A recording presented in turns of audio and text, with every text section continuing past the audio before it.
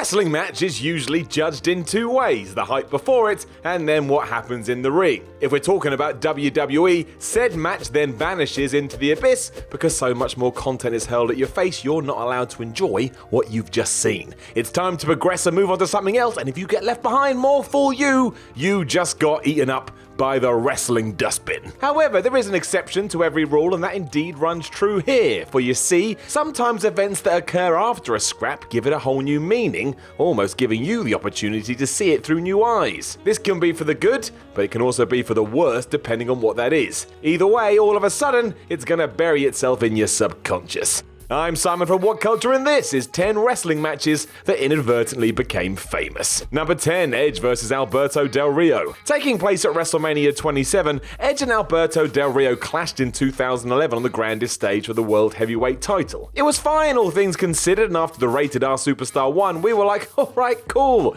that was okay. Today, though, it means something else entirely. Due to the injuries that he had built up over the years, mere days after this, doctors told Edge he could never wrestle again if he wanted to stay alive. Terrifying news to say the least, the man listened and walked away from the ring. Aside from being genuinely upsetting, all of a sudden this brawl at Mania had new significance. It was the last time we'd see Edge perform as a wrestler. With that in mind as well, it was also quite nice he was able to do this as champion.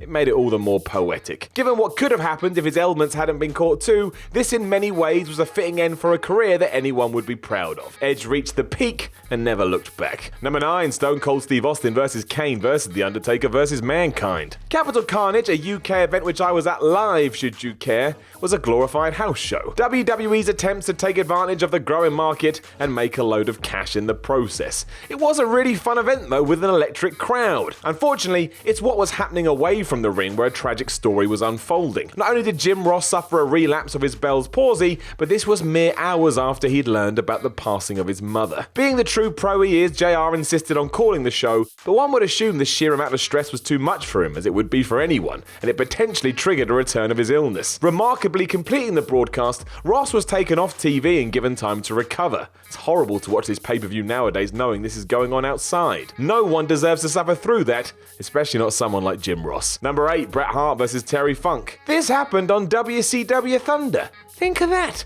That's all I'll say. And if you ever watch Thunder, you'll know why. However, on December 19th, 1999, Bret Hart suffered 2 brutal shots to his head in a match against Goldberg that would ultimately end his career. It's thought that Hart suffered upwards of 3 concussions, and he was left with a crushing post-concussion syndrome diagnosis. However, due to a combination of issues ranging from injury mismanagement to WCW's fundamental misunderstanding of the dangers concussions can cause, Bret continued to wrestle for a month before realizing something was wrong. Knowing this, it's upsetting to watch the legend in any of his follow-up bouts because he's visibly in discomfort. The worst case of neglect, though, came during a Hardcore Rules match with Terry Funk on the January 6th edition of, yes, Thunder. Predictably, Hart took significant punishment in the brawl, including a running chair shot from Funk that connects with Bret's head so hard it's almost impossible to watch. Ruins my life every time I see it. He was also tipped out of a cart full of weapons head first, and to top it all off, the ending was a non-finish. So this was well worth it. Number 7, Jeff Jarrett vs Chyna. No Mercy 1999 was an interesting night, especially because Jeff Jarrett somehow managed to make a good housekeeping match against Chyna pretty good. It also represented one last payday from Vince McMahon that would sever their working relationship forever, or at least until this year's Hall of Fame. Jarrett's character went nuts in August of 99 as he was cast as a rampant misogynist. The reigning IC champion was abusive towards manager Deborah and other female talent in the organization as a build-up to his eventual dispute with Chyna. The two had battled once at Unforgiven in September, with the 9th wonder of the world proving Jarrett's equal, only to be cheated out of the title by rubbish refereeing. The problem before their rematch, though, was that Jeff's biggest supporter, Vince Russo, had left the Fed to head to WCW. That didn't bode well for the man with a guitar, especially because around this time, his contract almost lapsed. No one realized this, however, so the IC champion revealed he'd be leaving for World Championship Wrestling immediately following the broadcast. Threatening to just jump ship with the belt, Jarrett insisted on a payout ranging from $300,000 to $500,000 and or stock options, depending on which version of the story you want to believe, in order to go out and lose as planned. McMahon felt like he had to do this, and Jarrett did his job with a lot more money in his pocket. Number 6, Booker T versus Buff Bagwell. Buff Bagwell and Booker T were the guinea pigs when it came to seeing what WWE were going to do with WCW, and it soon became apparent this was leading lambs to the slaughter. July 2nd, 2001 was the Raw in question, and even now it's weird. Booker T was a good choice, but Buff Bagwell, the man who at one point was looking at his mum Judy attached to a forklift.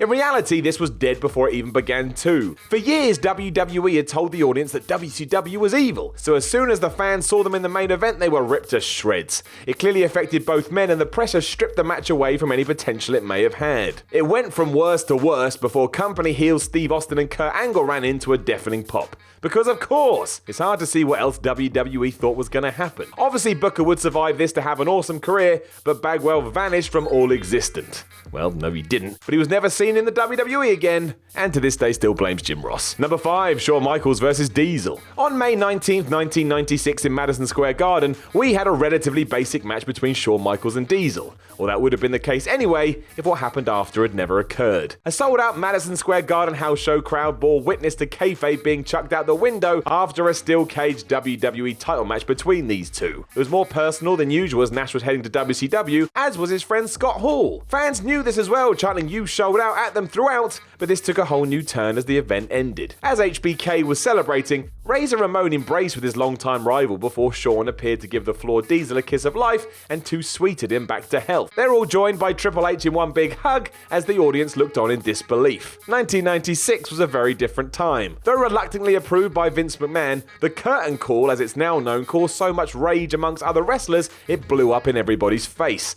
Only Hunter could get punished given the situation, and he lost his King of the Ring 1996 victory, which interestingly went to Stone Cold Steve Austin instead.